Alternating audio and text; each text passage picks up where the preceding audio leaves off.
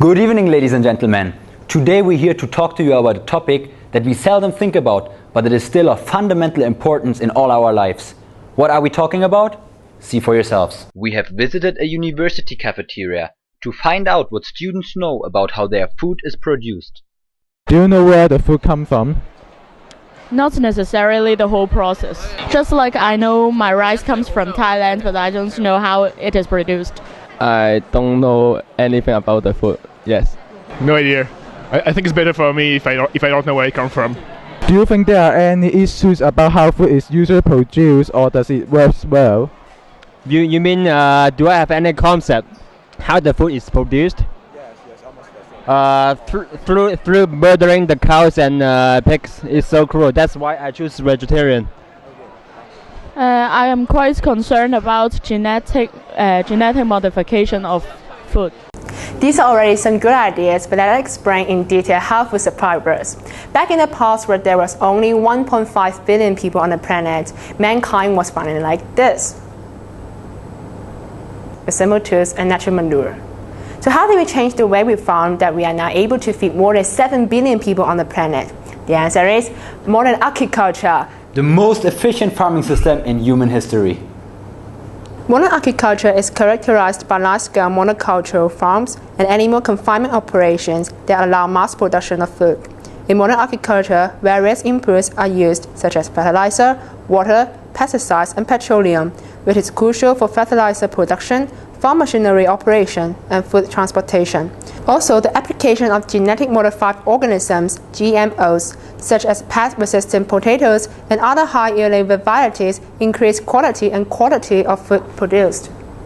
But there are three major issues related to the way we currently produce food. The first problem is related to the use of nutrients. Plants absorb nutrients from the soil to grow. Grown plants are usually transported far from the farm to the city. There people eat, digest, and then excrete the digested plants into the sewerage.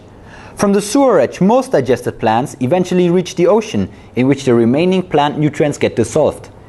This means that there is a large movement of plant nutrients from the farm to the ocean, and while nutrients in the ocean are increasing, the nutrients in the soil are depleted by the current system.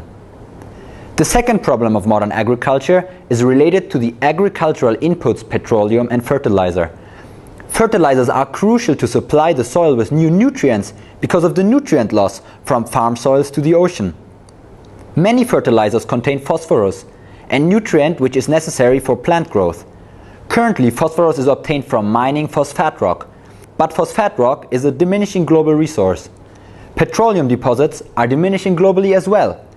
The implication is that an agricultural system which depends on inputs that are non-renewable, such as petroleum and phosphate rock, is not sustainable. The third problem of modern agriculture is the negative implications that it has on biodiversity. 1/3 of all the land on the world has been converted into agricultural land, for example through deforestation. This trend has led to a huge loss of natural habitat. The constant flow of nutrients from the soil to the ocean causes large algal blooms in many water bodies. These new conditions cause a decrease in biodiversity. Of the around 3,000 edible plant species, we only produce around 35 high-yielding varieties, some of them GMOs, often on large-scale monoculture farms. This practice strongly disfavors biodiversity. The use of pesticides also harms biodiversity. The widespread disappearance of bee colonies all around the world, for example, is largely attributed to the harmful effects of pesticides. All this shows that the activities of modern agriculture damage the ecological balance and threaten biodiversity. So what can we do to produce our food in a sustainable way that benefits biodiversity and does not dependent on non-renewable resources? Our correspondent has visited an organic farm in Clearwater Bay in Hong Kong searching for answers. For the plants, how can you let them to get enough nutrient without using some chemical fertilizer? We collect horse manure from the stables, and it's mixed with hay and some wood blocks, and we compost it on site here.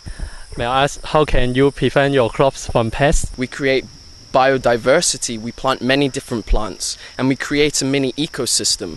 So within that ecosystem comes resilience. This means that the sustainability of agriculture can be promoted by growing diverse plants to support ecosystem resilience and by producing fertilizers locally from manure and other organic inputs. We hope that this report has provided you with some insights into the problem and possible solutions for modern food supply. And we look forward to seeing you again soon. There are still many environmental issues out there to be addressed.